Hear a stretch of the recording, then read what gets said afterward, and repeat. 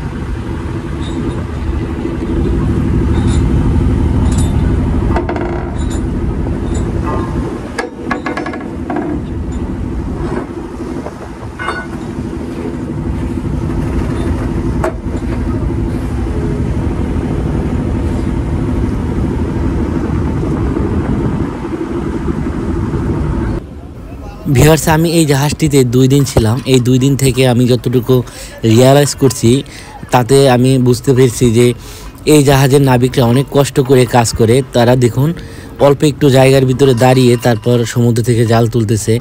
তো উত্তাল সমুদ্রে তাদের জন্য অনেক রিস্ক হয়ে যায়। আর এই জাহাজগুলো সাইজে একটু নিচু, আর এই যার কারণে একটু রোলিং উঠলেই সমুদ্রে ওই রোলিংয়ের পানি তাদের গায়ে এসে পড়ে। আমি তাদের সাথে কথা বলেছি, তো তারা বলল যে এই কষ্টগুলো করে মূলত তারা এই জাহাজগুলোতে কাজ করে। তো এই নাবিক ভাইদের জন্য হলো একটা লাইক দেবেন অবশ্যই ভিডিওতে, আর অবশ্যই ভিডিওটা শেয়ার করে দিবেন, অন্যকে দেখার সুযোগ করে দিবেন।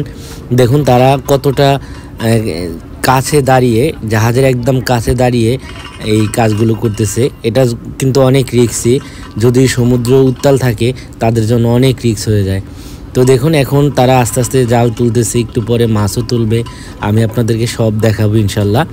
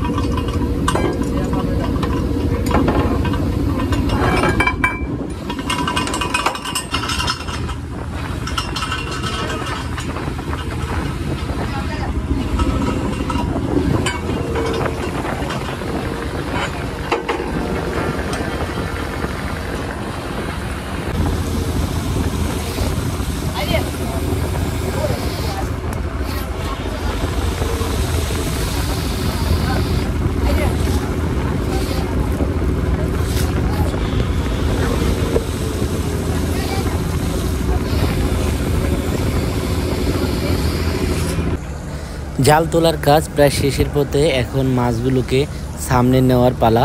মানে মাছের যেই ব্যাগটা থাকে জালের শেষ প্রান্তে, এই ব্যাগটাকে এখন সামনে নেওয়া হবে। আর যার কারণে এখন জাহাজটাকে ধীরে ধীরে বাম দিকে ঘোরানো হচ্ছে। যেহেতু বাম সাইডের জাল তোলা হচ্ছে তাই বাম দিকে ঘোরানো হচ্ছে, আর ডান সাইডের জাল তুললে ডান দিকে ঘোরায়।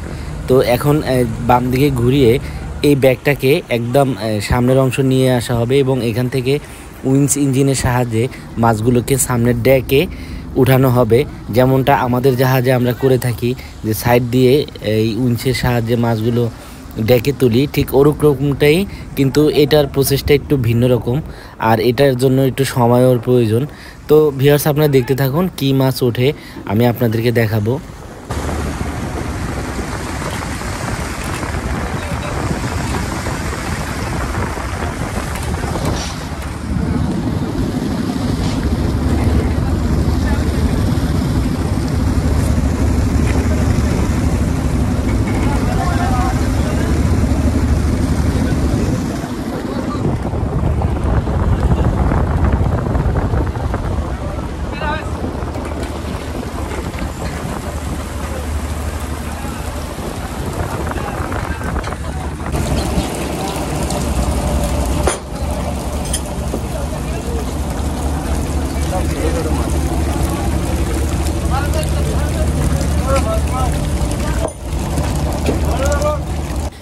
প্রিয় ভিউয়ার্স, দেখুন অনেকগুলো মাছ উঠেছে এই ট্রলে। তো এখানে প্রায় 2 সিঙ্গেল মাছ হবে, বা প্রায় 1 থেকে 1.5 টনের মতো মাছ হবে। তো বেশিরভাগই মাছ ছোট রেঞ্জের মাছ। তো এর ভিতরে 2টা মাছ এসেছে একটু বড়। এগুলো হচ্ছে ট্যানেল কুইং ফিশ বা চাপাকুড়ি নামে ডেকে থাকি আমাদের ফিশিং ভেসেলের বাসায়। সাথে মিডিয়াম রেঞ্জের অনেকগুলো ম্যাকারেল এসেছে, তারপরে সার্ডিন এসেছে, তারপরে পমফ্রেট এসেছে। এরকম অনেক সুন্দর সুন্দর মাছ এসেছে।